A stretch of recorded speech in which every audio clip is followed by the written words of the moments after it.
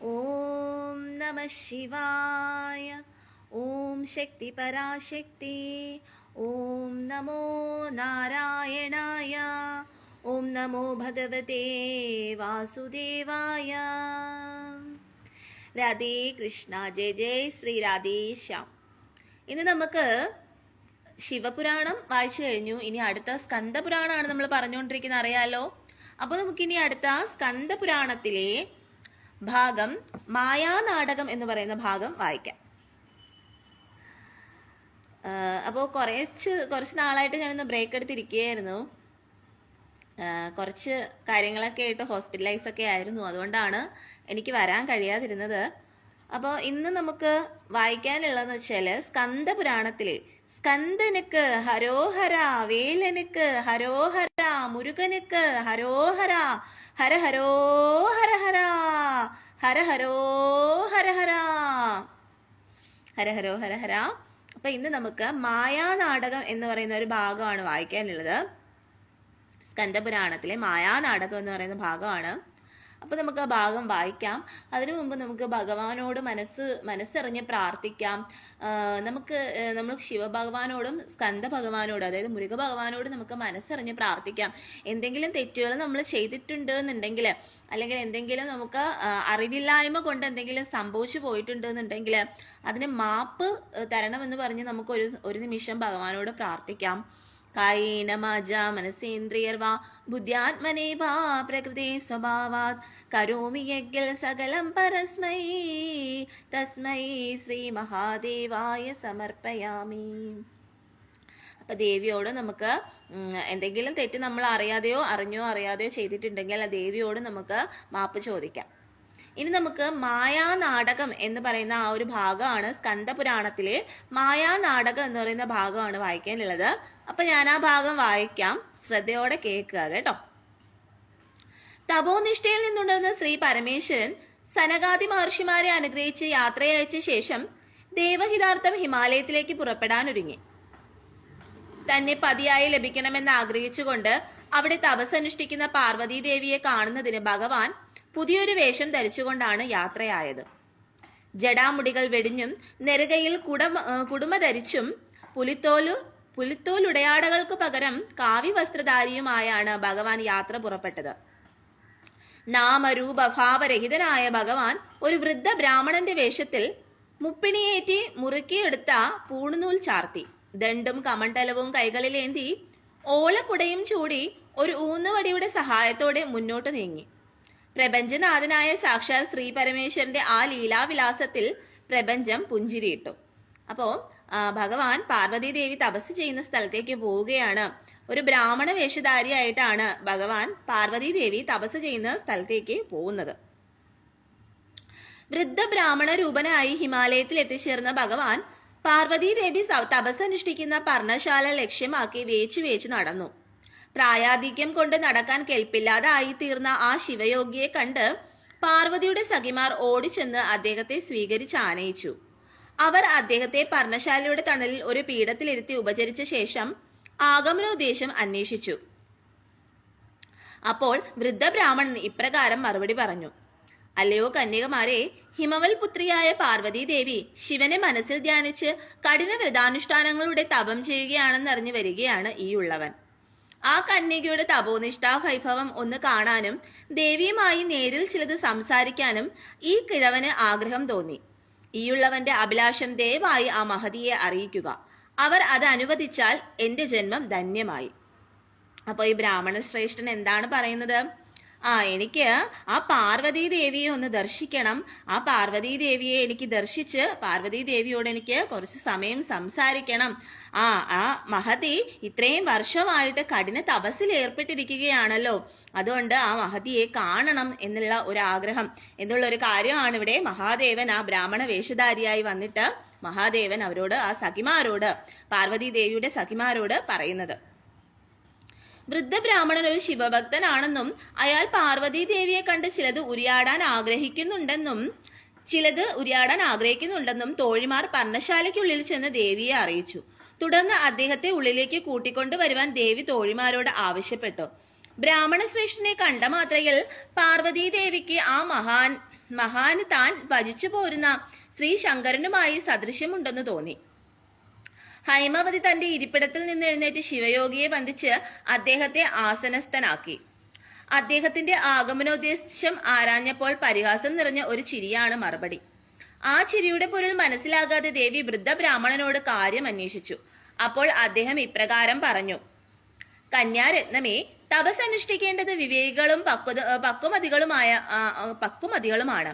കുട്ടിക്കളികൾ പോലും മാറിയിട്ടില്ലാത്ത ദേവി കഠിന തപസ്സിന് ഒരുങ്ങിയതിന്റെ സാങ്കത്യം ഓർത്ത് ചിരിച്ചുപോയതാണ്. അതിരിക്കട്ടെ, തികഞ്ഞ വൈരാഗ്യ ബുദ്ധിയോടെ ഇത്ര കഠിനമായ തപസ് അനുഷ്ഠിക്കുന്നതിന്റെ ഉദ്ദേശ ലക്ഷ്യങ്ങൾ എന്താണെന്ന് പറഞ്ഞാലും.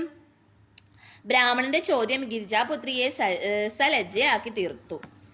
സർവേശ്വരന് പതിയായി ലഭിക്കുകയാണ് തന്റെ തപസ്സിന്റെ ലക്ഷ്യമെന്ന് തുറന്നു പറയാൻ നാണം അവളെ വിലക്കി. ബ്രാഹ്മണന്റെ ചോദ്യത്തിന് മറുപടി പറയാൻ അവൾ സഖിമാരോട് ആവശ്യപ്പെട്ടു.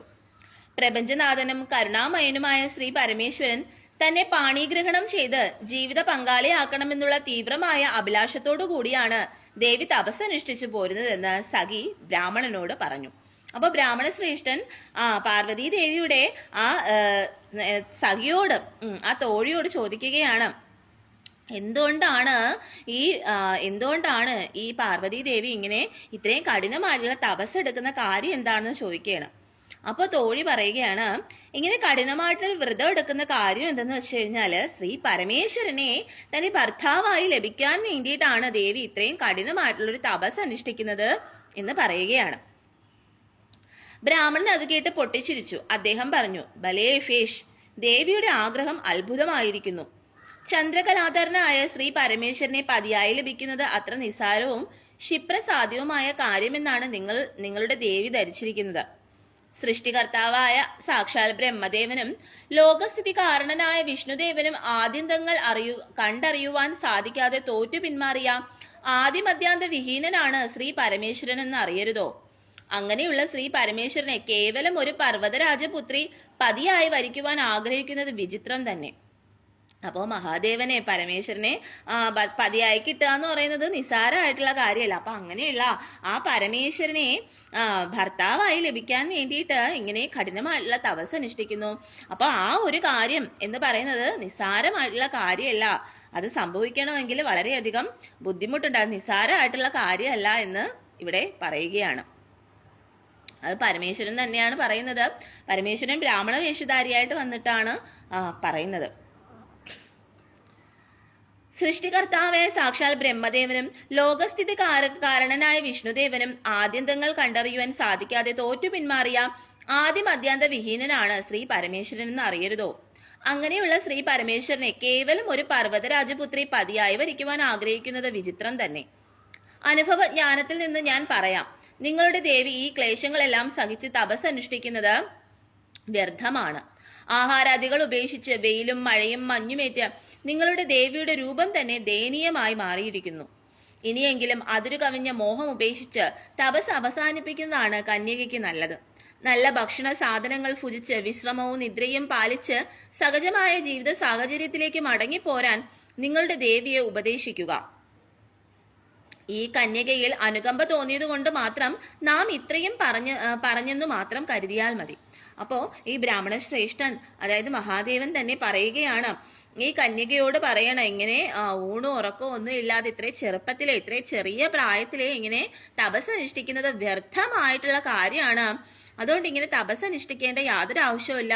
അതുകൊണ്ട് പഴയ ആ പൂർവ്വസ്ഥിതിയിലേക്ക് തിരിച്ചു പോവാൻ വേണ്ടിയിട്ട്, മടങ്ങി പോവാൻ വേണ്ടിയിട്ട് ആര് പറയുകയാണ്? ഈ ബ്രാഹ്മണ ശ്രേഷ്ഠൻ സഖിയോട് പറയുകയാണ്. അങ്ങനെ പാർവതി ദേവി ഉപദേശിക്കുവാൻ വേണ്ടിയിട്ട് പറയുകയാണ്. വൃദ്ധ ബ്രാഹ്മണന്റെ പരിഹാസ രൂപേണയുള്ള വചനങ്ങൾ കേട്ട് പാർവതി ദേവി രോക്ഷാകുലയായി. അയാൾക്ക് ചുട്ട മറുപടി കൊടുക്കാതിരിക്കുന്നത് നന്നല്ലെന്ന് ദേവി തീരുമാനിച്ചു. തന്റെ ധാർമ്മിക രോക്ഷം മുഴുവൻ വാക്കുകളിൽ ആവാഹിച്ച് ദേവി ഇപ്രകാരം പറഞ്ഞു: ഹേ വൃദ്ധ ബ്രാഹ്മണ, പ്രപഞ്ച കർത്താവായ ഭഗവാനെ തപസ്സു ചെയ്ത് പ്രാണൻ വെടിഞ്ഞാൽ പോലും അത് ഈ ഉള്ളവൾക്ക് ആഹ്ലാദകരമായിരിക്കും. എങ്കിലും അവിവേകിയായ നിങ്ങളുടെ ഉപദേശം സ്വീകരിച്ച് ഞാൻ പിന്മാറുമെന്ന് കരുതണ്ട. ഭഗവാന് കൃപ തോന്നി എന്നെ പാണിഗ്രഹണം ചെയ്താലും ഇല്ലെങ്കിലും ഞാൻ ആജീവനാന്തം അദ്ദേഹത്തിന്റെ സ്മരണയിൽ തന്നെ കഴിയാനാണ് ആഗ്രഹിക്കുന്നത്. ശിവയോഗിയുടെ വേഷം സ്വീകരിച്ച കപട നാട്യക്കാരനാണ് നിങ്ങളെന്ന് എനിക്ക് തിരിച്ചറിയാൻ കഴിഞ്ഞില്ലല്ലോ.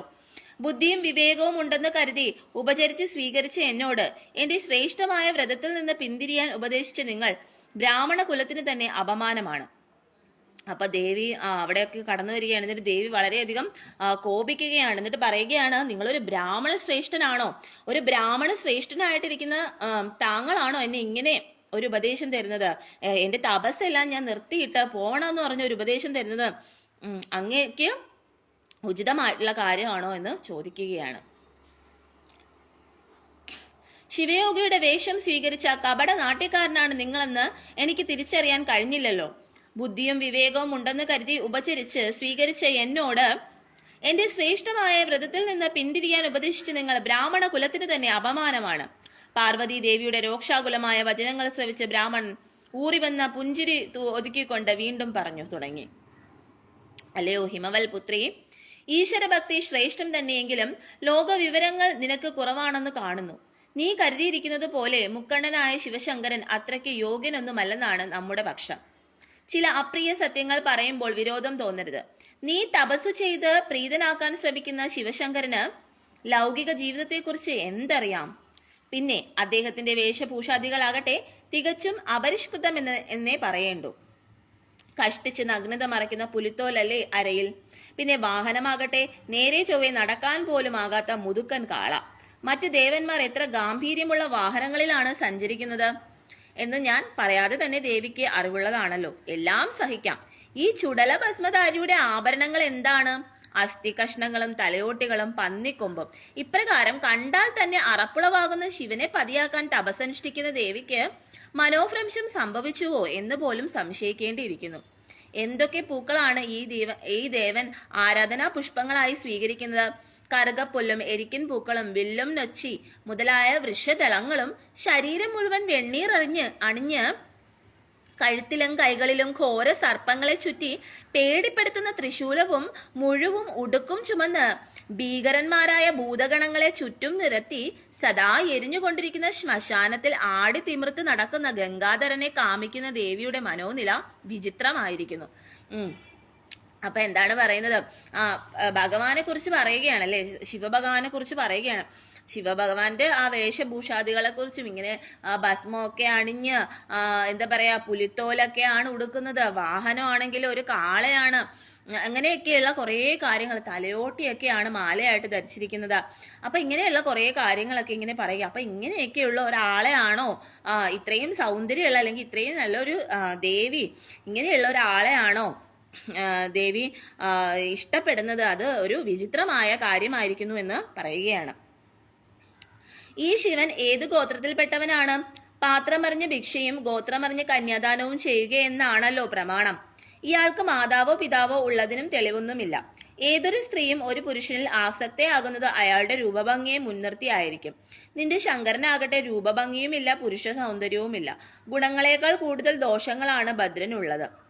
ഇപ്രകാരമുള്ള ഒരുവനെ മോഹിച്ച് തപസ്സനുഷ്ഠിച്ചു പോരുന്ന നിനക്ക് ബുദ്ധി ഉറച്ചിട്ടില്ലെന്നാണ് നാം വിലയിരുത്തുന്നതിൽ എന്ത് തെറ്റ്? ബുദ്ധി ഉറച്ചിട്ടില്ലെന്ന് നാം വിലയിരുത്തുന്നതിൽ എന്ത് തെറ്റ്? ഒന്നുമില്ലെങ്കിലും ഹിമവാന്റെ പുത്രി എന്ന നിലയ്ക്ക് യോഗ്യനായ ഒരു ഭർത്താവിനെ ലഭിക്കാൻ നിനക്കൊരു പ്രയാസവും ഉണ്ടാവുകയില്ല. അപ്പോൾ പിന്നെ സ്വന്തം സ്ഥാനമാനങ്ങളും വിലയും നിലയും മറന്ന് വിരൂപിയായ ഒരു ശ്മശാനവാസിക്ക് വേണ്ടി ജീവിതം ഹോമിക്കാൻ ഒരുങ്ങുന്നത് എത്ര വിഡിതരമാണെന്ന് ആലോചിച്ചു നോക്കുക. ഒരിക്കലും പ്രതീക്ഷിക്കാത്ത വാക്കുകളാണ് ശിവയോഗിയുടെ വേഷധാരിയായ ബ്രാഹ്മണന്റെ വായിൽ നിന്നും ഉതിർന്നത്. ഇത്തരം നിന്ദാവചനങ്ങൾ കേൾക്കുവാൻ ശക്തിയില്ലാതെ ഉമാദേവി തന്റെ കൈകൾ കൊണ്ട് ചെവി പൊത്തിപ്പിടിച്ചു. തന്റെ ആരാധ്യ ദേവനായ ശിവശങ്കരനെ കുറിച്ച് അപ്രിയ വാക്യങ്ങൾ പറഞ്ഞ ബ്രാഹ്മണന്റെ നേർക്ക് ദേവിക്ക് നിയന്ത്രിക്കാനാവാത്ത കോപമാണ് ഉണ്ടായത്. ക്രുദ്ധമായ സ്വരത്തിൽ ദേവി അയാളെ അഭിസംബോധന ചെയ്തു. ഹേ അവിവേകിയായ വൃദ്ധബ്രാഹ്മണ, ഈശ്വരനിന്ദയുടെ ഫലം എന്താണെന്ന് നിങ്ങൾക്ക് അറിഞ്ഞുകൂടുന്നുണ്ടോ?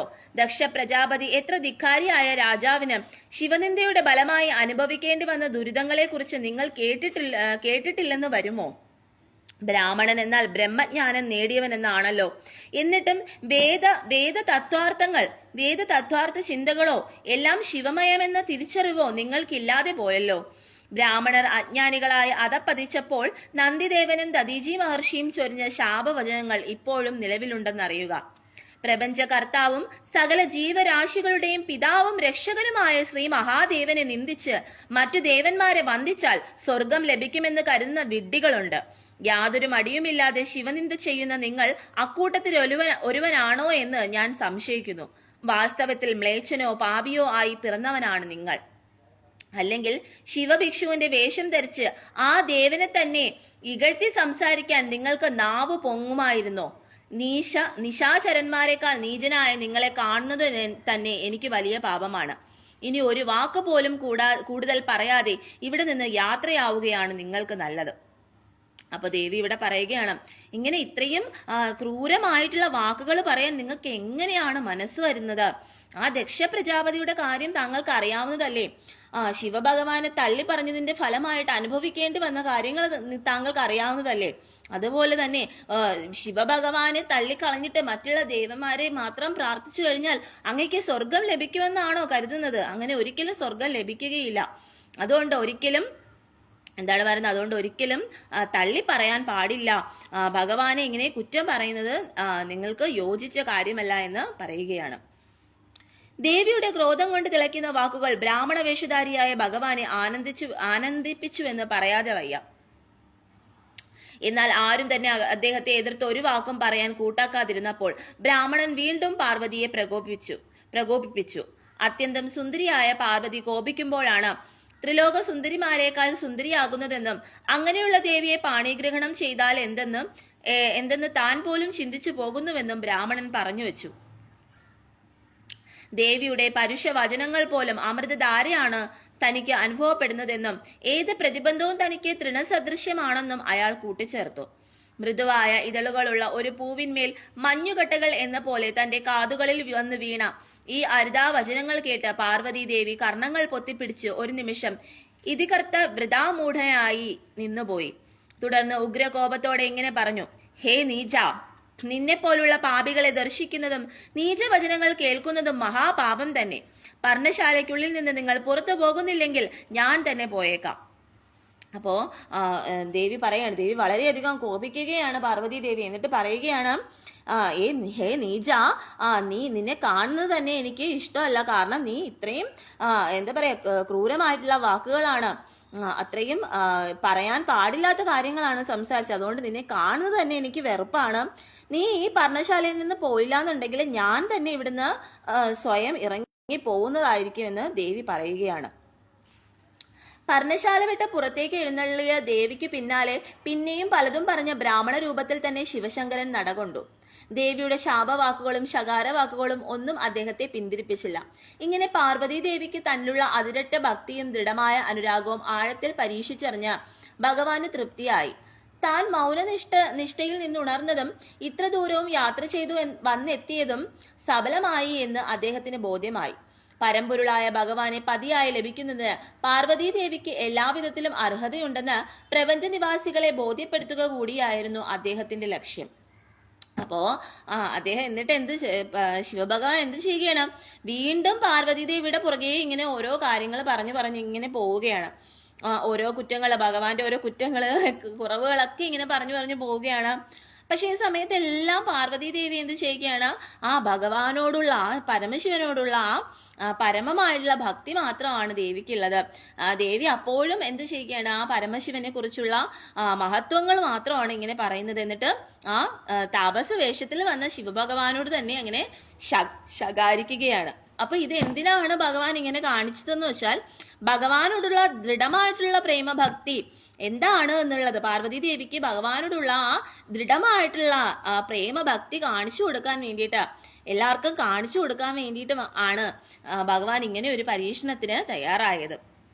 ഇങ്ങനെ ഒരു പരീക്ഷണത്തില് ഉമാദേവിയെ അല്ലെങ്കിൽ പാർവതി ദേവിയെ പെടുത്തിയത്. ദേവിക്ക് തന്നോടുള്ള ഭക്തിയും സ്നേഹവും എത്രമാത്രമാണെന്ന് കണ്ടറിഞ്ഞ ശ്രീ ശങ്കരൻ ശിവയോഗി വേഷം വെടിഞ്ഞ് സാക്ഷാൽ ത്രിലോകനാഥനായ ഭഗവാന്റെ യഥാർത്ഥ വേഷത്തിൽ ദേവിക്ക് മുന്നിൽ പ്രത്യക്ഷനായി. ഭൂതഗണങ്ങളിൽ സേവിതനായി ഋഷഭവാഹനത്തിൽ ആരൂഢനായി തനിക്ക് മുമ്പിൽ ദർശനമരുളിയ തന്റെ കാമ്യ പുരുഷനെ കണ്ടപ്പോൾ പാർവതി ദേവിക്കുണ്ടായ വികാരത്തെ വർണ്ണിക്കുവാൻ വാക്കുകൾ അശക്തം തന്നെ. ആനന്ദവും ഉദ്യോഗവും കൊണ്ട് ദേവിയുടെ കണ്ണുകൾ വിടർന്നു. ഹൃദയം അനുഭൂതികളാൽ തുടികൊട്ടി. ആ ഗിരിജാകന്യകയുടെ മാനസരാമത്തിൽ ആയിരം മോഹന മയൂരങ്ങൾ ആനന്ദ നൃത്തം ചവിട്ടി. ഇളം കാറ്റിൽപ്പെട്ട് ഇളകുന്ന തളിരിലകൾ പോലെ അവളുടെ പൂവിളം മേനി മെല്ലെ വിറപൂണ്ടു. നിലച്ചിരിക്കാതെ കൈവന്ന അസുലഭ സൗഭാഗ്യത്തിൽ സ്വയം മറന്ന് പാർവതീദേവി നിമിഷങ്ങളോളം അങ്ങനെ നിന്നുപോയി. ഒടുവിൽ താൻ കാണുന്നത് സ്വപ്നമല്ല, യാഥാർത്ഥ്യമാണെന്ന് തിരിച്ചറിഞ്ഞപ്പോൾ ദേവി സർവേശ്വര പാദങ്ങളെ പ്രണമിച്ചു തൊഴുതു നിന്നു. ഏതൊരു ദിവ്യരൂപത്തെ പ്രസാദിപ്പിക്കാൻ താൻ നാളിതുവരെ കഠിന തപസ്സനുഷ്ഠിച്ചുവോ ആ കോമള കാരകൻ മുന്നിൽ പ്രത്യക്ഷപ്പെട്ടപ്പോൾ സ്ത്രീ സഹജമായ ലജ്ജ കൊണ്ട് അദ്ദേഹത്തെ കൺകുളിർക്കെ നോക്കിക്കാണാൻ അവൾക്കായില്ല. വേപതു പൂണ്ട് നമ്രശിരസ്കയായി തന്നെ തൊഴുതു നിൽക്കുന്ന ദേവിയുടെ മനസ്സ് കണ്ട മഹാദേവൻ മധുരമായി ഒന്ന് പുഞ്ചിരിച്ചു. ദേവന്റെ ശാന്തവും സൗമ്യവുമായ ഭാവം കണ്ടപ്പോൾ ദേവിക്കും ക്രമേണ സമചിത്തത വീണ്ടെടുക്കാനായി. വൃദ്ധ ബ്രാഹ്മണ വേഷത്തിൽ വന്ന് തന്നെ കബളിപ്പിച്ച ഭഗവാനെ താൻ ഭർത്തിച്ചു തോർത്തപ്പോൾ ദേവി ഒരിക്കൽ കൂടി ചൂളിപ്പോയി. അവളുടെ കുണ്ഠിതം ദുഃഖമായി ഘനീഭവിച്ച് കണ്ണീരായി പുറത്തേക്ക് പ്രവഹിച്ചു. അറിയാതെ ചെയ്തുപോയ ദേവനിന്ദയ്ക്ക് പാർവതി മനസ്സുരുകി ഭഗവാനോട് മാപ്പിരുന്നു. അവളുടെ മൗന പ്രാർത്ഥന ദേവൻ കൈക്കൊണ്ടു. പ്രപഞ്ചത്തിലെ സകല ചരാചരങ്ങൾക്കും ആധാരമായിരിക്കുന്ന ശ്രീ പരമേശ്വരൻ മനസ്സുരുകി പശ്ചാത്തപിക്കുന്നവരുടെ ഏത് തെറ്റും പൊറുക്കുന്നവനാണ്. അദ്ദേഹം കാരുണ്യപൂർവ്വം പാർവതി ദേവിയെയും സമാധാനിപ്പിച്ചു. എല്ലാം അറിയുന്നവനെങ്കിലും ഒന്നും അറിയാത്തവനെ പോലെ അഭിനയിച്ചു പോരുന്നവനാണ് ശ്രീ ശങ്കരൻ. മായാബന്ധമായ ലോകത്ത് നടക്കുന്നതെല്ലാം തന്നെ അദ്ദേഹത്തിന്റെ ഇച്ഛകൾ മാത്രം. എന്നിട്ടും കാര്യകാരണങ്ങളെ വെവ്വേറെയാക്കി കാണിക്കാനും തന്നെ ആശ്രയിക്കുന്നവരെ താൻ കൈക്കൊള്ളുന്നുവെന്ന് വരുത്തി തീർക്കാനും മഹാദേവൻ എന്തൊക്കെ ലീലകളാണ് ആടുന്നത്. അപ്പോ ഉടനെ തന്നെ മഹാദേവൻ എന്ത് ചെയ്യുകയാണ്, പാർവതി ദേവിയുടെ ആ ഭക്തിയിൽ പ്രസന്നനായിട്ട് മഹാദേവൻ അവിടെ പാർവതി ദേവിയുടെ മുന്നിൽ പ്രത്യക്ഷനാവുകയാണ്. അപ്പൊ ഇത് കാണുമ്പോൾ പാർവതി ദേവി വളരെയധികം സന്തോഷപ്പെടുകയാണ്. അങ്ങനെ പാർവതി ദേവി ഭഗവാനെ നമസ്കരിക്കുകയാണ്, ഭഗവാനോട് സംസാരിക്കുകയാണ്. എന്നിട്ട് ദേവിയുടെ കണ്ണിൽ നിന്ന് ഇങ്ങനെ കുടുകുടാ കണ്ണുനീരൊഴുകുകയാണ് ആ ഭഗവാനെ കാണുമ്പോൾ. അപ്പൊ ഇത്രയും വർഷം താൻ കഠിന തപസ്സനുഷ്ഠിച്ചത് ഭഗവാനെ കാണാൻ വേണ്ടിയിട്ടാണ്, ഭഗവാനെ വിവാഹം കഴിക്കാൻ വേണ്ടിയിട്ടാണ്. ആ ഒരു കാര്യം നടക്കുന്നു എന്നറിയുന്ന ആ സന്തോഷത്തില് ഭഗവതി അല്ലെങ്കിൽ പാർവതി ദേവി എന്ത് ചെയ്യുകയാണ്, ആനന്ദാശ്രുക്കൾ പൊഴിക്കുകയാണ്. മഹാദേവൻ അപ്പോ ഒരുപാട് ലീലകൾ ആടാറുണ്ട്. ശ്രീകൃഷ്ണ ഭഗവാനായാലും അങ്ങനെ ഒരുപാട് ലീലകൾ ആടിയിട്ടുണ്ട്. അതുപോലെ മഹാദേവനും അങ്ങനെയുള്ള ഒരുപാട് ലീലകൾ ആടാറുണ്ട്. അപ്പൊ ആ ഒരു ലീലയിൽ ഒരു ഇതായിരുന്നു ദേവിയുടെ മുന്നിൽ ഇങ്ങനെ വേഷം മാറി വന്നിട്ട് ദേവിയെ പരീക്ഷിക്കാൻ വേണ്ടിയിട്ട് വന്ന ഈ ഒരു സന്ദർഭം എന്ന് പറയുന്നത്. അവരുടെ വേർപെടലും ദേവിയുടെ തപസ്സും പുനഃസമാഗവും എല്ലാം ബാധ്യത്തിനായുള്ള കേളികൾ മാത്രം. ദേവി തപസ്സനുഷ്ഠിച്ചതും തന്നെ പതിയായി കാമിച്ചതുമെല്ലാം ഭഗവാന്റെ ഇച്ഛാനുസാരിയായി തന്നെ. വൃദ്ധബ്രാഹ്മണൻ ശ്രീ പരമേശ്വരൻ തന്നെയെന്ന് അറിയാമായിരുന്നെങ്കിലും ഒന്നും അറിയാത്തവളെ പോലെ ദേവി പെരുമാറിയതും മായാനാടകത്തിലെ ചില അംഗങ്ങൾ മാത്രം. കാര്യകാരണം, നീതിബോധം, യുക്തിചിന്ത തുടങ്ങിയവ സാധാരണ ജനങ്ങളിൽ ഉത്ബോധിപ്പിക്കുവാൻ വേണ്ടിയത്രേ പ്രപഞ്ചമായാലീലയെന്ന പ്രഹസന മാധ്യമത്തെ ഭഗവാൻ അവലംബിച്ചത്.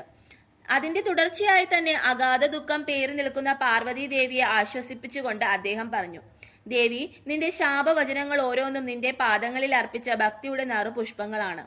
നമ്മിലുള്ള അതിരറ്റ ഭക്തിയും വിശ്വാസവുമാണ് അവ വിളംബരം ചെയ്തത്. ത്രിലോകവാസികളായ യഥാർത്ഥ ഭക്തന്മാർ നമ്മുടെ ഉദാസീനതയിൽ അക്ഷമരായി നമ്മെ ഭർസിക്കുന്നതും വെല്ലുവിളിക്കുന്നതും നമുക്ക് ഇഷ്ടം തന്നെ. അവരുടെ കോപവും പരിഹാസവും കലർന്ന വാക്കുകൾ ഇഷ്ടമന്ത്രങ്ങളായാണ് നാം കണക്കാക്കുന്നത്. നമ്മുടെ പത്നീപദം പ്രാപിക്കുന്നതിന് ഇനിയും നീ തപസ് തുടരേണ്ടതില്ല. നിന്റെ ഉറച്ച ഭക്തിയിൽ നാം സംപ്രീതനായിരിക്കുന്നു. താമസം വിന നിന്നെ പാണീഗ്രഹണം ചെയ്യുന്നതാണ്. തപസ്സു മതിയാക്കി സമാധാനത്തോട് നീ സ്വവസതിയിലേക്ക് മടങ്ങിപ്പോയിക്കൊള്ളുക. ഈ വിധം മൊഴിഞ്ഞിട്ട് ഭഗവാൻ ശ്രീ പരമേശ്വരൻ മറഞ്ഞു. എങ്കിലും ആ മധുരമൊഴിയുടെ അരുളും പൊരുളും ദേവിക്ക് മറക്കാൻ കഴിഞ്ഞില്ല. ജന്മസാഫല്യം കൈവന്ന നിർവൃതിയോടെ ദേവി പർവ്വത രാജധാനിയിലേക്ക് മടക്കയാത്രയ്ക്ക് തയ്യാറായി. തങ്ങളുടെ പുത്രിക്ക് ഭഗവത് ദർശനം ലഭിച്ച വാർത്തയറിഞ്ഞ് ഹിമവാനും പത്നിയും യഥോചിതം പാർവതിയെ കൊട്ടാരത്തിലേക്ക് സ്വീകരിച്ച് കൂട്ടിക്കൊണ്ടുപോയി. ഹര ഹര മഹാദേവ, ഹര ഹരോ ഹര ഹര. ഓം ഉമാമഹേശ്വരായ നമഃ. ഓം ഉമാമഹേശ്വരായ നമഃ. ഓം രാധാകൃഷ്ണായ നമഃ. ഹര ഹര മഹാദേവ, ഹര ഹരോ ഹര ഹര. അപ്പൊ ഇന്നത്തെ ഈ ഒരു ഭാഗം ഇന്നിവിടെ അവസാനിക്കുകയാണ്. കായേന വാചാ മനസേന്ദ്രിയർവാ ബുദ്ധ്യാത്മനി വാ പ്രകൃതി സ്വഭാവാം കരോമി യജ്ഞ സകലം പരസ്മൈ തസ്മൈ ശ്രീ മഹാദേവായ സമർപ്പയാമി. അപ്പോൾ ഇനി എനിക്ക് കുറച്ച് കാര്യങ്ങൾ പറയാനുണ്ട്. വളരെ സങ്കടകരമായിട്ടുള്ള ഒരു കാര്യമാണ്. സങ്കടകരമായിട്ടുള്ള കാര്യം എന്ന് പറഞ്ഞു കഴിഞ്ഞാൽ നമുക്കത് സംസാരിക്കാം. കുറേ പേര് വന്നിട്ടുണ്ട് കേട്ടോ. അപ്പം ഞാൻ ഇടയ്ക്ക് വെച്ചിട്ട് കേൾക്കാൻ പറ്റുന്നുണ്ടോ? ഇടയ്ക്കൊന്ന് ഒരു കോള് വന്നു കേട്ടോ, അതാണ് ഞാൻ പോയത്. അപ്പോൾ ഇടയ്ക്ക് വെച്ചിട്ട് ഞാൻ കുറച്ച് ദിവസം വരാതിരുന്നത് ഒരു കാരണം ഉണ്ടായിരുന്നു. രണ്ടാമത് ഞാൻ പ്രഗ്നൻ്റ് ആയായിരുന്നു. അപ്പോൾ ഫസ്റ്റ് തന്നെ ഞാൻ പ്രഗ്നൻസി ടെസ്റ്റ് അറിഞ്ഞായിരുന്നു. ടെസ്റ്റ് അറിഞ്ഞിട്ട് എനിക്കിത് ഒന്നും മറച്ചു വെക്കേണ്ട കാര്യമില്ല. എനിക്കിത് കുറേ കാര്യങ്ങൾ പറയാനുണ്ട് നിങ്ങളോട്. അതെനിക്ക് മറച്ചു വെക്കാൻ കഴിയില്ല. മറച്ചു വെക്കേണ്ട കാര്യം എനിക്കില്ല, മനസ്സിലായോ? അപ്പം അതെനിക്ക് നിങ്ങളോട് തുറന്നു പറയണം. തുറന്നു പറയേണ്ട ആവശ്യം എനിക്ക് തോന്നിയത് കൊണ്ടാണ് ഞാനിപ്പോൾ നിങ്ങളോട് തുറന്നു പറയുന്നത്. അങ്ങനെ ഞാൻ പ്രഗ്നൻസി ടെസ്റ്റ് അറിഞ്ഞു. അപ്പം മറ്റേ ടെസ്റ്റർ അറിയാമല്ലോ, അത് വാങ്ങിച്ചു നോക്കിയപ്പോൾ 2 വര തെളിഞ്ഞു. അങ്ങനെ ഞാൻ പ്രഗ്നൻസി ടെസ്റ്റ് അറിഞ്ഞു. അങ്ങനെ ഞാൻ നേരെ പോയതെന്ന് പറഞ്ഞു കഴിഞ്ഞാൽ നെയ്യാറ്റിൻകര ഗവൺമെൻറ് ഹോസ്പിറ്റലിലേക്കാണ് പോയത്. അപ്പോൾ അവിടെ പോയപ്പോഴത്തേക്കും അവിടെ ദേവി എന്ന് പറഞ്ഞൊരു ഡോക്ടർ ഉണ്ടായിരുന്നു. അപ്പോൾ ഈ ഡോക്ടർ എന്നോട് പറഞ്ഞു, ഹസ്ബൻഡിന് വളരെയധികം സന്തോഷമായി. ഹസ്ബൻഡ് തന്നെയാണ് എന്നെ നെയ്യാറ്റിൻകര ഹോസ്പിറ്റലിൽ, ഗവൺമെൻറ് ഹോസ്പിറ്റലിലേക്ക് പറഞ്ഞു വിട്ടത്. അങ്ങനെ ഞാൻ നേരെ ദേവി ഡോക്ടറെ പോയി കണ്ടു. അപ്പോൾ ദേവി ഡോക്ടർ പറഞ്ഞു, ഇയാൾ നേരെ അവിടെ സ്കാൻ ചെയ്യാൻ പോകാൻ പറഞ്ഞു. അപ്പം ഞാൻ പ്രഗ്നൻസി ആയിട്ടേ ഉള്ളൂ. കൂടിപ്പോയി 6 വീക്സ് ഒക്കെ ആവത്തുള്ളൂ, ഒരു 5-6 വീക്സ് ഒക്കെ ആവത്തുള്ളൂ. അപ്പം ഇവർ ഫസ്റ്റ് തന്നെ തുടക്കത്തിൽ തന്നെ സ്കാനിങ് എന്ന് പറഞ്ഞിട്ടാണ് ഇവർ പറഞ്ഞു വിട്ടത്. അങ്ങനെ ഞാൻ അവിടെ പോയി, അവിടെ അകത്ത് തന്നെ ഹോസ്പിറ്റലിനകത്ത് തന്നെയുള്ള അവിടെ ഞാൻ സ്കാനിങ്ങിന് പോയി.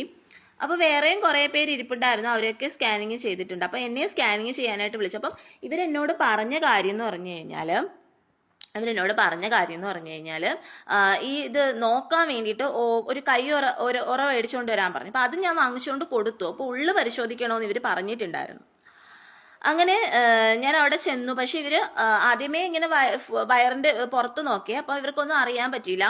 അപ്പോൾ ഇവർ തന്നെ പറയുന്നുണ്ട് 6 വീക്സ് അങ്ങാണ്ടേ ആയിട്ടുള്ളൂ, ഇപ്പോൾ അങ്ങോട്ട് പ്രഗ്നൻസി ആയതേ ഉള്ളൂ എന്ന് ഇവർ പറഞ്ഞിട്ടുണ്ടായിരുന്നു. അത് കഴിഞ്ഞിട്ട് ഇവർ ഉള്ളു പരിശോധിക്കണമെന്ന് പറഞ്ഞു. അപ്പം ഇവർക്ക് ഞാൻ ആ പറഞ്ഞ ഉറയും ഞാൻ വാങ്ങിച്ചു കൊടുത്തിട്ടുണ്ടായിരുന്നു ഇവർക്ക് ഉള്ളു പരിശോധിക്കാൻ വേണ്ടിയിട്ടില്ല. പക്ഷെ ഇവർ ഉള്ളു പരിശോധിച്ചതെന്ന് വെച്ചാൽ ഇവർ ആ ഉറ വെച്ചിട്ടല്ല പരിശോധിച്ചത്. ആ സ്കാൻ ചെയ്തെന്ന് വെച്ച് കഴിഞ്ഞാൽ ഇങ്ങനെ നീളത്തിലുള്ളൊരു സാധനം ഉണ്ടായിരുന്നു, നീളത്തിലുള്ളൊരു, അത് എനിക്ക് അതിൻ്റെ പേരറിയില്ല ഇതിൻ്റെ. അത് വെച്ചിട്ടാണ് അവരിങ്ങനെ അത് ഉള്ളിലേക്ക്, നമ്മുടെ വയറിൻ്റെ താഴെ അതിന് ഉള്ളിലേക്ക് നോക്കിയിട്ട് ഇങ്ങനെ ആക്കിയിട്ട് അവർ ഇങ്ങനെ ഒരു അപ്പം എനിക്ക് നന്നായിട്ട് വേദനിച്ചു. അവരിങ്ങനെ ഒന്ന് പ്രസ് ചെയ്തപ്പോൾ എനിക്ക് നന്നായിട്ട് വേദനിച്ചു. അപ്പോഴും ഞാൻ അവരോട് പറയുന്നുണ്ട് എനിക്ക് നന്നായിട്ട് വേദനിക്കുന്നുണ്ടെന്ന് ഞാൻ പറഞ്ഞു. പക്ഷെ അവർ കേട്ടില്ല, എനിക്ക് നന്നായിട്ട് വേദനിച്ചു ആ സമയത്ത്. അങ്ങനെ അവരുള്ളൊക്കെ പരിശോധിച്ചിട്ട് അവർ പറഞ്ഞു ഇതിന് ഹാർട്ട് ബീറ്റ് ഒന്നും ഈ കുട്ടിയുടെ ഇതിന് ഹാർട്ട് ബീറ്റ് ഒന്നും വന്നിട്ടില്ല എന്ന് പറഞ്ഞു. ഇപ്പം ഹാർട്ട് ബീറ്റ് വരാനുള്ള ടൈം എന്തായാലും ആയിട്ടില്ല. അപ്പം എനിക്ക് ഒരു ഡൗട്ട് തോന്നി, ഇപ്പം ഹാർട്ട് ബീറ്റ് വരാനുള്ള ടൈം ആയിട്ടുണ്ട്. എനിക്ക് അതിനെക്കുറിച്ച് അറിയില്ലായിരുന്നു. അപ്പം ഇവർ പറയുന്ന ഞാൻ ഒരുപാട് വിഷമിച്ചു. ഞാൻ വീട്ടിൽ പോയിട്ട് എന്നിട്ട് ഇവരെന്നോട് പറഞ്ഞു ഇത് ഹാർട്ട് ബീറ്റ് ഒന്നും വന്നിട്ടില്ല, പിന്നെ ഇത് എന്തെങ്കിലും ബ്ലീഡിങ്ങോ എന്തെങ്കിലും പോകുന്നുണ്ടെങ്കിൽ പറയണേന്നും അവരെന്നോട് പറഞ്ഞു. അപ്പോൾ ഞാൻ ശരി മേഡം, ഇപ്പം ബ്ലീഡിങ് ഒന്നും വന്നിട്ടില്ലെന്ന് ഞാൻ പറഞ്ഞു. എനിക്ക് കുഴപ്പമൊന്നുമില്ലെന്ന് പറഞ്ഞിട്ട് ഞാൻ വീട്ടിൽ വന്നിട്ട് ഞാൻ ബാത്റൂമിലേക്ക് കയറുന്നു. അപ്പോൾ എനിക്ക് ഫസ്റ്റ് എന്ന് വെച്ച് കഴിഞ്ഞാൽ നമ്മൾ ഈ ബ്ലാഡർ പൊട്ടിയിട്ട് വെള്ളം പോലെ അതുപോലെ എനിക്ക് വെള്ളം പോലെ പോയി ഫസ്റ്റ്. അതിനുശേഷം എനിക്ക് ബ്ലീഡിങ്ങും ആയി, മനസ്സിലായി. അപ്പം ഇവർ ആ ഉള്ളു പരിശോധിച്ചെന്ന് പറഞ്ഞാൽ ഇവരത് ആ ബ്ലാഡർ പൊട്ടിച്ചുവിടുകയാണ് അവിടെ ചെയ്തത്, മനസ്സിലായി. അവർ അത്രയും വലിയൊരു ദ്രോഹമാണ് ചെയ്തത്, അത്രയും വലിയൊരു ക്രൂരത അവരവിടെ ചെയ്തു. ഇത് ഒരുപാട് പെൺകുട്ടികൾക്ക് ഇത് സംഭവിച്ചിട്ടുണ്ടാവാം, പക്ഷെ ആരിത് സമൂഹത്തിൽ തുറന്നു പറഞ്ഞിട്ടില്ല. പക്ഷെ ഞാനിത് നിങ്ങളോട് ഈ ഒരു അവസരത്തിൽ തുറന്നു പറയുകയാണ്. കാരണം ഇതെന്റെ 2ാമത്തെ പ്രഗ്നൻസി ആണിത് ഞാൻ പറഞ്ഞു. അപ്പൊ ഇവർ ആദ്യമേ തന്നെ എന്നോട് ചോദിക്കും, രണ്ടാമത്തെ അല്ലേ, ഇങ്ങനെ ഒരു രീതിയിലാണ് അവർ ചോദിക്കുന്നത്. അപ്പൊ എന്താ രണ്ടാമത് നമുക്ക് ആർക്കും പ്രഗ്നൻസി വേണ്ടേ? അപ്പൊ അവര് ഒരു വലിയൊരു ക്രൂരമായിട്ടുള്ള തെറ്റാണ് ചെയ്തത്. പിന്നെ ഞാൻ വിചാരിച്ചു ഇതിന്റെ പേർക്ക് കേസ് കൊടുക്കാം, പ്രശ്നം ഇതിന്റെ പേർക്ക് നടക്കാമെന്ന് വിചാരിച്ചു. പക്ഷെ ഇത് ഒരുപാട് ഞാൻ അന്വേഷിച്ചപ്പോൾ ഒരുപാട് പെൺകുട്ടികൾക്ക് ഇതേപോലെയുള്ള അനുഭവങ്ങൾ ഉണ്ടായിട്ടുണ്ട്. പക്ഷെ അവർ കേസ് കൊടുത്തിട്ടുണ്ട്. കേസ് കൊടുത്താൽ പോലും ഈ പറയുന്ന അധികാരികളും പോലീസുകാരെല്ലാം അവരുടെ സൈഡായിരിക്കും നിൽക്കുന്നത്. അല്ലെങ്കിൽ അവസാനം വാദി പ്രതിയാവുന്ന രീതിയിലോട്ടായിരിക്കും പോകുന്നത്. അതുകൊണ്ട് തന്നെ ആരും കേസ് കൊടുക്കാൻ വേണ്ടിയിട്ട് മടിക്കാറുണ്ട്. അപ്പം ഞാൻ ഹസ്ബൻഡിനോട് പറഞ്ഞപ്പോൾ ഹസ്ബൻഡും പറഞ്ഞു, ഇനി ഇതിന്റെ പേരിലൊരു പ്രശ്നം വേണ്ട, ഇനി നമ്മൾ കേസ് കൊടുത്ത് ഇതിന്റെ പുറകെ പോവുകയാണെന്നുണ്ടെങ്കിൽ നമ്മൾ അവസാനം നമ്മളെ വല്ല രീതിയിൽ ഇതാക്കാനുള്ള ചാൻസ് ഉണ്ട്. അങ്ങനത്തെ ഇതാണ്, മനസ്സിലായോ? അങ്ങനത്തെ സമൂഹമാണ്. അതുകൊണ്ട് ചിലപ്പോൾ വേറെ എന്തെങ്കിലും റീസണും കാണും, നമുക്കറിയില്ല. അപ്പം അതുകൊണ്ട് ഒരു ഡൗട്ട്ഫുൾ ആയിട്ട് നമ്മൾ ഒന്നും പറയണ്ടെന്ന്, കേസ് കൊടുക്കണ്ടെന്ന് ഹസ്ബൻഡ് പറഞ്ഞു. അങ്ങനെ അതിനുശേഷം ഇതായി. ഇപ്പൊ എനിക്ക് പ്രഗ്നൻസി തുടക്കം ആയതേ ഉള്ളായിരുന്നു, നിങ്ങളിത് മനസ്സിലാക്കും. അതിനുശേഷം പോയെന്ന് വെച്ച് കഴിഞ്ഞാൽ തൈക്കാടാണ് പോയത്. അപ്പൊ അവിടെ ചെന്നപ്പോഴത്തേക്ക് ഇങ്ങനെ ബ്ലീഡിങ് ഉണ്ടെന്ന് പറഞ്ഞപ്പോൾ ഇവര് വീണ്ടും അവരും ഉള്ളു പരിശോധിക്കണമെന്ന് പറഞ്ഞു. അപ്പൊ ഞാൻ പറഞ്ഞു, ഇപ്പൊ തന്നെ ചെറിയ ബ്ലീഡിങ് ഉണ്ട് മേഡം, അതുകൊണ്ട് എനിക്ക് പറ്റില്ല എന്ന് പറഞ്ഞു. അങ്ങനെ ഞാൻ തന്നെ എൻ്റെ സ്വയം ഇഷ്ടപ്രകാരം എനിക്ക് ഉള്ളു പരിശോധിക്കാൻ പറ്റില്ല എന്ന് പറഞ്ഞിട്ട് അതിനെ കിട്ടുമോ ഇല്ലെന്ന് അറിയണമല്ലോ, എനിക്ക് വേണമായിരുന്നു, ഒരു കുഞ്ഞിനെ എനിക്ക് വേണമെന്നുള്ള ഞാൻ ഒരുപാട് ആഗ്രഹിച്ച കാര്യമാണ്. അത് ഏതൊരു പെൺകുട്ടിയായാലും അങ്ങനെയാണല്ലോ, നമുക്കൊരു കുഞ്ഞാകുമ്പോഴത്തേക്ക് ഒരുപാട് ആഗ്രഹിക്കല്ലേ. അങ്ങനെ അവിടുന്ന് പോയിട്ട് ഞാൻ SIT പോയി. SIT പോയപ്പോഴത്തേക്ക് അവര് ഇതുപോലെ കുറച്ച് റെസ്റ്റ് ഒക്കെ പറഞ്ഞു. എന്നിട്ട് അവർ നോക്കിയപ്പോൾ വീണ്ടും ഇങ്ങനെ ബ്ലീഡിങ് ഒക്കെ ആവുന്നുണ്ട്, ചെറുതായിട്ട് വയറ് വേദന ഉണ്ടായിരുന്നു എനിക്ക്. അപ്പോൾ അവർ പറഞ്ഞു ഇത് ഓൾറെഡി എങ്ങനെ ഇവര് ടെസ്റ്റ് ചെയ്യാൻ വേണ്ടിയിട്ട് പുറത്ത് പറഞ്ഞു വിട്ടു. അങ്ങനെ അവിടെ പോയി ഒന്നുകൂടെ സ്കാൻ ചെയ്തപ്പോൾ ഇത് പോയി, നേരത്തെ ചെറിയൊരു ഇതായിട്ടുണ്ടായിരുന്നു, ഇത് ബ്ലീഡായി പോയി എന്നാണ് അവർ പറഞ്ഞത്. അങ്ങനെ സ്കാൻ ചെയ്തപ്പോൾ ഇത് പോയി എന്നാണ് പറഞ്ഞത്. അങ്ങനെ തിരിച്ച് ഹോസ്പിറ്റലിൽ വന്നിട്ട് അവർ പറഞ്ഞു ഇത് പോയി, അതുകൊണ്ട് വിഷമിക്കേണ്ടെന്നൊക്കെ പറഞ്ഞു. തന്നെ ഇവര് ഗുളികയൊക്കെ തന്നു. അപ്പോൾ ഇവര് നോക്കിയപ്പോൾ ഒന്നുമില്ല, അതിൽ എല്ലാം പോയി. കാരണം തുടക്കം ആയതുള്ളൂ. അപ്പൊ ഇത് എന്തുകൊണ്ടാണ് എനിക്കിങ്ങനെ സംഭവിച്ചത്? ആ നെയ്യാറ്റിൻകരയിലുള്ള ആ സ്കാൻ ചെയ്യുന്ന അവര് ഈ 1 മാസം പോലും ആവാത്ത ഇതിനെ അവരുള്ളു പരിശോധിച്ച് അങ്ങനെ ആക്കിയിട്ട് അവര് ഇങ്ങനെ പ്രസ് ചെയ്തതിന്റെ പേരിൽ അവര് ബ്ലാഡർ പൊട്ടിച്ചിട്ട് അവരാണ് ഇത് നശിപ്പിച്ചത്. പക്ഷെ ഇതിന്റെ ശിക്ഷ ഉറപ്പായിട്ട് അവർക്ക് കിട്ടും, അത് 100% ഉറപ്പാണ്. പക്ഷെ ആ ദേവി ഡോക്ടർ എന്ന് പറഞ്ഞാൽ ആ ഡോക്ടറെ എനിക്കറിയില്ല, കുറ്റം പറയാൻ കഴിയില്ല. അവർ സ്കാനിങ്ങിന് വേണ്ടിയിട്ടാണ് എഴുതിയത്. പക്ഷെ ഇവർ ഉള്ളു പരിശോധിച്ചത് ഈ പറയുന്ന സ്കാൻ ചെയ്ത അവരുടെ തെറ്റ് തന്നെയാണ്.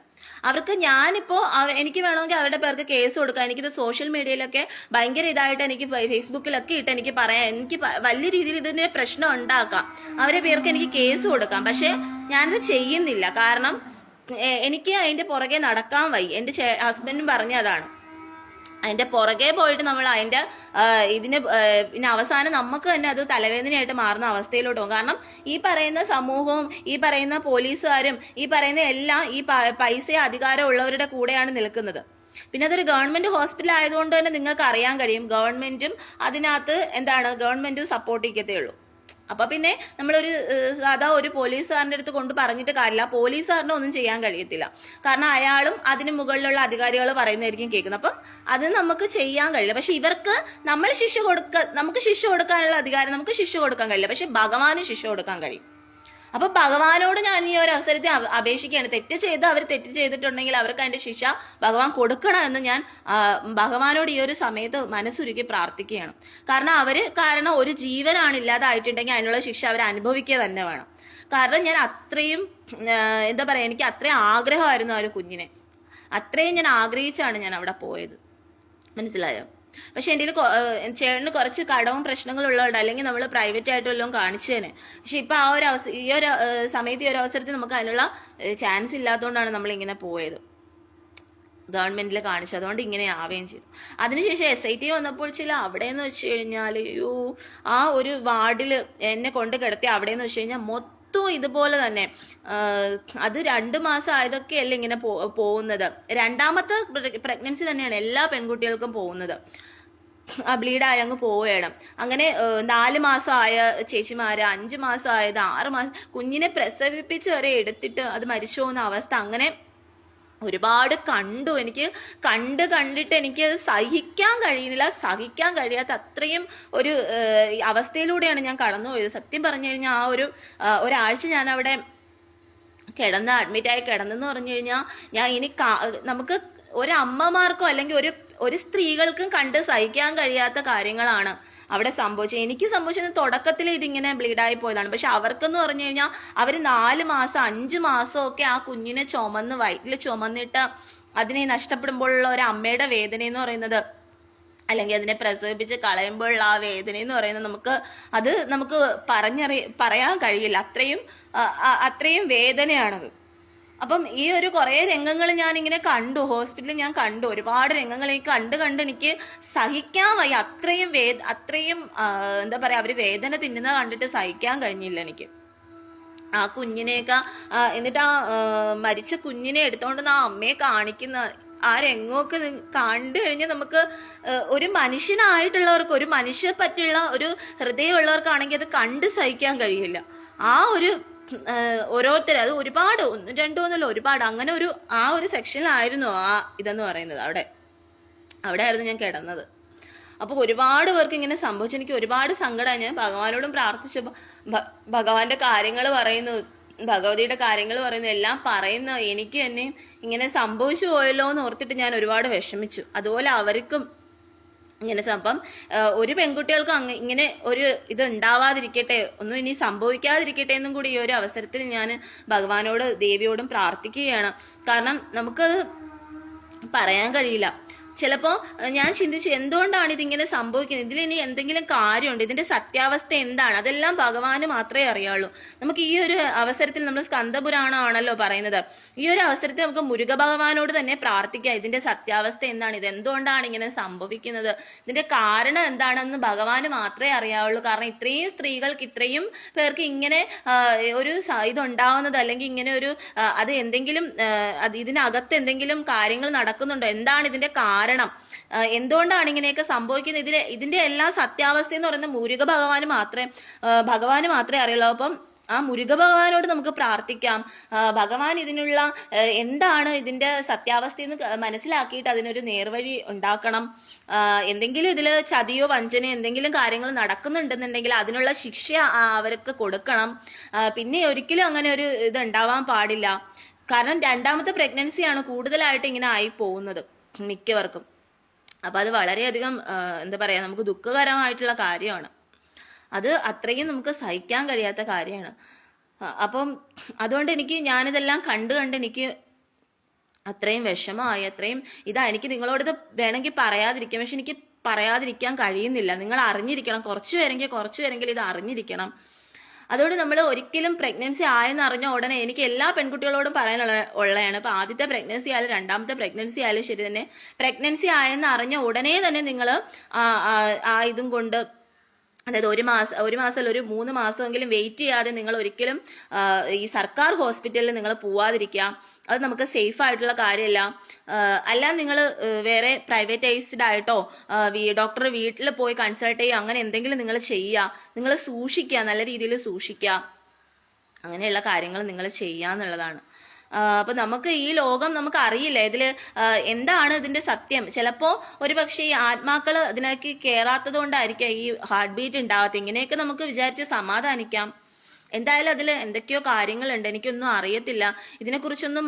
എന്താ പറയാ, കൂടുതലായിട്ട് പറയാനും കൂടുതലായിട്ട് ഇത് എനിക്ക് ചർച്ച ചെയ്യാനും, അല്ലെങ്കിൽ എനിക്ക് സോഷ്യൽ മീഡിയയിൽ വന്നിത് കൂടുതലായിട്ട് എനിക്ക് പറയാനുള്ളൊരു ഇതിൽ എനിക്ക് അങ്ങനെ ഭയം ഉണ്ടായിട്ടൊന്നും അല്ല. എനിക്ക് ഭയം ഭഗവാനെ മാത്രമേ എനിക്ക് ഭയമുള്ളൂ, ഭഗവതിയെ മാത്രമേ ഭയമുള്ളൂ. പക്ഷെ ഇതിന്റെ സത്യാവസ്ഥ എന്താണ് ഏതാണെന്നൊന്നും നമുക്കറിയില്ല. അപ്പൊ അവര് പറയുന്ന ഇത് ചിലപ്പോൾ ചിലർ റെസ്റ്റ് എടുക്കാറില്ല, ചിലർക്ക് എന്തെങ്കിലുമൊക്കെ എന്താ പറയാ, ഈ വിറ്റാമിൻസിന്റെ കുറവാണ്, അങ്ങനെയൊക്കെ കൊണ്ടാണ് ഇങ്ങനെ സംഭവിക്കുന്നത്, ഇങ്ങനെയൊക്കെയാണ് പറയുന്നതൊന്നും അറിയില്ല. പക്ഷെ അതൊരു സെക്ഷൻ അങ്ങനത്തെ ഒരു സെക്ഷനും ആയിരുന്നു.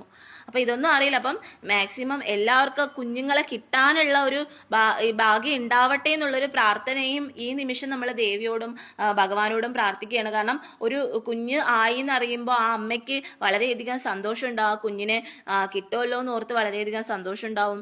അതിനെ ലാളിക്കുന്നതും എല്ലാം ആ അമ്മ സ്വപ്നം കാണും അല്ലേ. അപ്പൊ ആ ഒരു അമ്മയ്ക്ക് ഇങ്ങനെ സംഭവിക്കുന്നെന്ന് പറഞ്ഞു കഴിഞ്ഞാൽ അത് സഹിക്കാൻ കഴിയുന്നതിലും അപ്പുറമായിരിക്കും അല്ലെ. അപ്പൊ അതുകൊണ്ട് എല്ലാവരും, ഇപ്പൊ ഞാനുൾപ്പെടെയുള്ള എല്ലാ സ്ത്രീകളും പ്രാർത്ഥിക്കുക എന്നുള്ളതാണ്.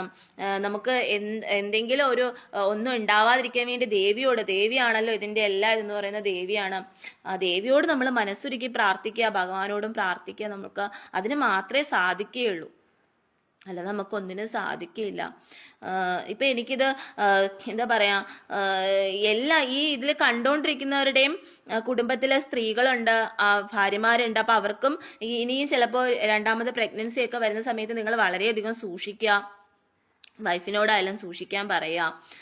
പിന്നെ ആദ്യമേ തന്നെ നിങ്ങൾ തുടക്കത്തിൽ ആയെന്ന് അറിഞ്ഞ ഉടനെ തന്നെ ഓടി ഇതേപോലെ എന്നെ പോലെ അബദ്ധം പറ്റാതിരിക്കുക, എനിക്ക് അങ്ങനെ ഒരു അബദ്ധം പറ്റിപ്പോയി, അങ്ങനെ ഒരു അബദ്ധം ആർക്കും പറ്റാതിരിക്കട്ടെ എന്നുള്ളൊരു പ്രാർത്ഥനയോടുകൂടിയാണ് ഞാനിത് പറയുന്നത് എല്ലാവരോടും. അപ്പം അത് എല്ലാവരും മനസ്സിലാക്കുക കേട്ടോ. ഹരഹരോ ഹരഹര. ഇനി നമുക്ക് ആരൊക്കെ വന്നിട്ടില്ലെന്ന് നോക്കാം. Mithun Mathew, Vishnu Babu, Abhilash, my dream crush, Anilkumar, Raveesh, Saufi Karakkal, Akhil Monu, Mahi Mahesh, Gopakumar, Sachu. ഇത്രയും പേരാണ് കേട്ടോ ഇന്ന് വന്നിട്ടുള്ളത്. അപ്പോൾ എല്ലാവരും പ്രാർത്ഥിക്കുക, എല്ലാവർക്കും വേണ്ടി ഞാനും പ്രാർത്ഥിക്കുന്നതായിരിക്കും. അപ്പം നമുക്ക് ഓരോ പ്രാവശ്യം അബദ്ധം പറ്റും, പിന്നെ നമ്മൾ അബദ്ധം പറ്റില്ലല്ലോ നമുക്ക്, പിന്നെ നമ്മൾ സൂക്ഷിക്കുമല്ലേ. അപ്പം ഈ ഒരു അബദ്ധം എനിക്ക് ഇങ്ങനെ ഒരു കൊണ്ടുപോയി ഫസ്റ്റ് തന്നെ എനിക്ക് കാണിക്കേണ്ട ആവശ്യമില്ലായിരുന്നു. ഞാനത് കാണിച്ചതാണ് എനിക്ക് അബദ്ധമായിപ്പോയത്. അപ്പം അതുകൊണ്ട് ഇങ്ങനെ ഒരു അബദ്ധം ഇനി ആർക്കും സംഭവിക്കാതിരിക്കട്ടെ. അപ്പം അതുകൊണ്ട് എല്ലാവരും സൂക്ഷിക്കുക. എല്ലാ പെൺകുട്ടികളോടും എനിക്ക് പറയാനുള്ളൊരു കാര്യമാണ്, എല്ലാവരും സൂക്ഷിക്കുക. നിങ്ങൾ നല്ല രീതിയിൽ അത് സൂക്ഷിക്കുക എന്നുള്ളതാണ്. നിങ്ങൾ മനസ്സിലാക്കുക. അതായത് ഇത് ഞാൻ പറഞ്ഞല്ലോ, തെറ്റ് ചെയ്തിട്ടുള്ളവരാണെന്നുണ്ടെങ്കിൽ ഉറപ്പായിട്ട് അവർ ഒരു സമയത്ത് ശിക്ഷ അനുഭവിക്കുക തന്നെ ചെയ്യും. അത് പരമമായിട്ടുള്ള സത്യമാണ്. അതുകൊണ്ട് എനിക്കിങ്ങനെ സംഭവിച്ചത്, ഞാൻ പറഞ്ഞ കാര്യം ഇതാണ്. ഇങ്ങനെ ഞാൻ പോയ ടൈമിൽ ഇങ്ങനെ അവർ ഉള്ളു പരിശോധിച്ചാണ് എനിക്ക് ഇങ്ങനെ, അതിനുശേഷമാണ് എനിക്കിത് പോയത്. എനിക്ക് തുടക്കമായിട്ടേ ഇല്ലായിരുന്നു. അപ്പോൾ അതുകൊണ്ട് അവരത് തെറ്റ് ചെയ്തിട്ടുണ്ടെന്നുണ്ടെങ്കിൽ അതിൻ്റെ ശിക്ഷ തീർച്ചയായിട്ടും അവർ അനുഭവിക്കും. ആരൊക്കെയാണോ ഇതിൽ അല്ലെങ്കിൽ ആരാണോ ഇത് ചെയ്തത് അവർക്ക് ഉറപ്പായിട്ടും ഭഗവാന് ശിക്ഷ കൊടുത്തിരിക്കും. ഞാൻ ഇനി കുറച്ച് നാൾ കഴിഞ്ഞിട്ട് അവിടെ പോയി ഒന്ന് നോക്കിയിട്ട് ഞാൻ അന്വേഷിക്കും. അവർക്ക് എന്തെങ്കിലും സംഭവിച്ചാൽ അവർ ചിലപ്പോൾ ഹോസ്പിറ്റലൈസ്ഡ് ആയിരിക്കും, ഉറപ്പാണ്. അതെനിക്ക് ഉറപ്പായിട്ടുള്ള കാര്യമാണ്. കാരണം ഇതെന്ന് പറയുന്ന മഹാപാപമാണ്. അവരങ്ങനെ മനഃപൂർവ്വം ചെയ്തിട്ടുണ്ടെങ്കിൽ തീർച്ചയായിട്ടും അവർ അതിനുള്ള ശിക്ഷ അനുഭവിച്ചിരിക്കും. അതിൽ യാതൊരു സംശയവും ഇല്ല. അത് ഭഗവാൻ അവർക്ക് അതിനുള്ള ശിക്ഷ കൊടുത്തിരിക്കും. അത് ഉറപ്പായിട്ടുള്ള കാര്യമാണ്. മനസ്സിലായോ? അതല്ല ഇനി അല്ലാതെ അതിന് അത്രയും ഇതേ ഉള്ളായിരുന്നു, അത് സ്വാഭാവികമായിട്ട് പോയതാണെന്നുണ്ടെങ്കിൽ കഴിയില്ല. പക്ഷെ എനിക്ക് നല്ല ഉറപ്പുണ്ട്, നിങ്ങളോട് ഞാൻ പറയാം, എനിക്ക് നല്ല ഉറപ്പുണ്ട്. കാരണം എന്ന് വെച്ചാൽ ഇവരെന്നെ ഉള്ളു പരിശോധിക്കുക ഒരിക്കലും ഒരു മാസം പോലും, ഒരു മാസമല്ല, ഒരു 3 മാസം 3 days അല്ലെങ്കിൽ ഒരു 2 days എങ്കിലും 2 days അല്ല 2 months എങ്കിലും കഴിയാതെ ഒരിക്കലും ഇങ്ങനെ ഉള്ളു പരിശോധിക്കില്ല. അഥവാ ഉള്ളു പരിശോധിച്ചു കഴിഞ്ഞാൽ ഇത്രയും ഹാർഷായിട്ട് ആരും പരിശോധിക്കത്തില്ല. മനസ്സിലായോ? ഇത്ര ഹാർഷായിട്ട് ആരും പരിശോധിക്കില്ല. ഇങ്ങനെ ചെറുതായിട്ടൊന്ന് വെച്ചിട്ട് ഇങ്ങനെ അവർ നോക്കിയിട്ട് ആ സ്ക്രീൻ ഉണ്ടല്ലോ അതിൽ കൂടെ നോക്കത്തേ ഉള്ളൂ. മനസ്സിലായോ? പക്ഷെ ഇവര് അങ്ങനെയല്ല, ഇവര് മനഃപൂർവ്വം അവർ ചെയ്തതുപോലെ തന്നെയാണ് എനിക്ക് തോന്നിയത്. മനസ്സിലായോ? അപ്പൊ ഇത് മനഃപൂർവ്വം ചെയ്ത പോലെ തന്നെയാണ് എനിക്ക് തോന്നിയത്. അങ്ങനെ ചെയ്തിട്ടുണ്ടെന്നുണ്ടെങ്കിൽ ഞാൻ മുരുക ഭഗവാനോട് ഞാൻ പ്രാർത്ഥിക്കുകയാണ്, അതിനുള്ള ശിക്ഷ ഭഗവാൻ അവർക്ക് കൊടുക്കണം. ഭഗവാൻ അവർക്ക് കൊടുക്കുക തന്നെ വേണം. കാരണം ഇനിയൊരു പെൺകുട്ടിയെ ഒരുത്തരും ഇങ്ങനെ ചെയ്യാൻ പാടില്ല. ഇനി ഒരു അമ്മമാർക്ക് ഇങ്ങനെ ഒരു ഗതി ഉണ്ടാവാൻ പാടില്ല. അങ്ങനെ അവർ തെറ്റ് ചെയ്തിട്ടുണ്ടെന്നുണ്ടെങ്കിൽ ആരായാലും ശരി തന്നെ, അത് ഏതൊരു അമ്മയെന്ന് പറയുന്ന അമ്മയുടെ കണ്ണീരെന്ന് പറയുന്ന അത്രയും വാല്യൂ ഉള്ളതാണ്. മനസ്സിലായോ? ചെയ്തിട്ടുള്ളവർക്ക് അതിനുള്ള ശിക്ഷ ഉറപ്പായിട്ടും കൊടുക്കണം എന്നാണ് ഞാൻ ഈ ഒരു അവസരത്തിൽ ഭഗവാനോട് അത്രയും മനസ്സുരുക്കി പ്രാർത്ഥിക്കുകയാണ്. എനിക്ക് വേണമെങ്കിൽ ഇത് കേസുപരമായിട്ട് പോകാം. ഞാൻ കേസുപരമായിട്ട് പോകില്ല. ഞാൻ ദൈവത്തിനെ അല്ലെങ്കിൽ ഞാൻ ഭഗവാനെ ഞാനിത് ഏൽപ്പിച്ചാക്കുകയാണ്. ഇതിനുള്ള സത്യാവസ്ഥ കണ്ടുപിടിച്ചിട്ട് ഇതിൽ എന്താണ് സംഭവിച്ചതെന്ന് അറിഞ്ഞിട്ട് ഇതിനുള്ള ശിക്ഷ ആരൊക്കെയാണ് എന്തൊക്കെയാണ് ഇതിൽ സംഭവിച്ചിട്ടുള്ള, അല്ലെങ്കിൽ എന്താണ് ഇതിന്റെ സത്യാവസ്ഥകളെന്ന് മനസ്സിലാക്കിയിട്ട് അവർക്ക് അതിനുള്ള ശിക്ഷ കൊടുക്കണമെന്ന് ഈ ഒരു അവസരത്തിൽ ഞാൻ മുരുക ഭഗവാനോട് പ്രാർത്ഥിക്കുകയാണ്. ഹരഹരോ ഹരഹര ഹരഹര മഹാദേവ ശംഭോ മഹാദേവ. ഇനി ആരൊക്കെ വന്നിട്ടില്ലേന്ന് നോക്കാട്ടോ. Mithun Mathew, Vishnu Prabhu, Abhilash, my dream crush, Anilkumar, Sai, Rajeev, Shoufi Karakkal, Akhil Monu, Mahi Mahesh, Gopakumar, Sachu. ഇത്രയും പേരാണ് കേട്ടോ ഇന്ന് വന്നിട്ടുള്ളത്. അപ്പോൾ ഒരുപാട് വിഷമമുണ്ട് എനിക്ക്. കാരണം ഞാൻ ഒരുപാട് ആഗ്രഹിച്ചിരുന്നു. അപ്പോൾ ഇനിയും ഭഗവാൻ എനിക്ക് ആ ഒരു ഇത് ഉണ്ടാകട്ടെ, എനിക്ക് അല്ലെങ്കിൽ ഭഗവതി എനിക്ക് അതിനുള്ളൊരു ഇത് തരട്ടെ എന്ന് ഞാൻ ഈ ഒരു അവസരത്തിൽ പ്രാർത്ഥിക്കുകയാണ്. കാരണം ഞാൻ ഒരുപാട് ആഗ്രഹിച്ചിരുന്നു, ഒരു കുഞ്ഞ് ആഗ്രഹിച്ചിരുന്നു, പക്ഷേ കിട്ടിയില്ല. വിഷമം ഇല്ലെന്ന് പറയാൻ കഴിയില്ല, അത് ഏത് അമ്മയ്ക്കായാലും വിഷമം ഉണ്ടാവും. പക്ഷെ എനിക്കിത് തുടക്കത്തിലേ പോയി, ഞാൻ പറഞ്ഞില്ലേ എനിക്കിത് തുടക്കത്തിലേ ഇങ്ങനെ ആയതാണ്. പക്ഷെ അവിടെ വരുന്ന ചേച്ചിമാര് അല്ലെങ്കിൽ സഹോദരിമാര്, അമ്മമാരെന്ന് പറയുന്ന അവര് 4-5 മാസമൊക്കെ ഇങ്ങനെ പ്രഗ്നൻസി ആയിട്ട് അവർക്ക് ഇങ്ങനെ സംഭവിക്കുന്നത് എന്ത് വേദനയായിരിക്കില്ലേ, അത് നിങ്ങൾ ചിന്തിച്ചു നോക്കൂ. അപ്പോൾ ആർക്കും ഇങ്ങനെ, ഒരമ്മമാർക്കും ഒരു സ്ത്രീകൾക്കും ഇങ്ങനെ സംഭവിക്കാതിരിക്കട്ടെ എന്നുള്ളൊരു പ്രാർത്ഥനയോടുകൂടി ഭഗവാൻ അതിനുകൂടി വേണ്ടിയിട്ട് ഞാൻ മുരുക ഭഗവാനോട് പ്രാർത്ഥിക്കുകയാണ് ഈ ഒരു അവസരത്തിൽ. ആർക്കും ഇങ്ങനെ ഉണ്ടാവാതിരിക്കട്ടെ, കഴിവതും അവർക്ക് ആ കുഞ്ഞുങ്ങളെ കിട്ടട്ടെ, നല്ലൊരു രീതിയിൽ ഒരു പ്രശ്നങ്ങളും ഇല്ലാതെ ആ അമ്മമാർക്ക് ആ കുഞ്ഞുങ്ങളെ കിട്ടട്ടെ എന്ന് ഞാൻ ഈ ഒരു അവസരത്തിൽ മുരുക ഭഗവാനോട് പ്രാർത്ഥിക്കുകയാണ്. നമുക്കൊരു നിമിഷം പ്രാർത്ഥിക്കാം. ഹരഹരോ ഹരഹര, ഹരഹര മഹാദേവ, ഹരഹരോ ഹരഹര. ഇന്ന് നമുക്ക് അടുത്ത ക്ലാസ്സിൽ കാണാം കേട്ടോ.